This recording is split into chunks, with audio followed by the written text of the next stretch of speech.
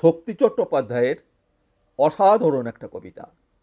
সম্পর্কের বাজারে পৌঁছে পা দুটো থেমে গেল। সম্পর্ক বিক্রি হচ্ছিল ওখানে খোলা বাজারে। আমি কাঁপতে কাঁপতে জিজ্ঞেস করলাম, কী দামে বেচছো ভাই এই সম্পর্কগুলো?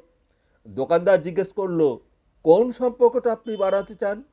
ছেলের না বাবার, বোনের না ভাইয়ের? বলুন আপনি কোনটা চান? মানবতার না ভালোবাসার, মায়ের না বিশ্বাসের?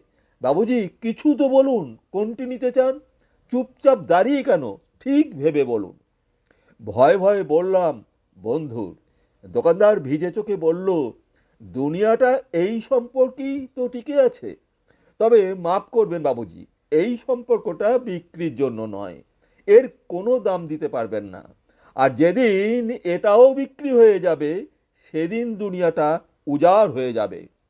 ভয়ে ভয়ে বললাম, বন্ধুর। দোকানদার ভিজে চোখে বলল, দুনিয়াটা এই সম্পর্কেই তো টিকে আছে।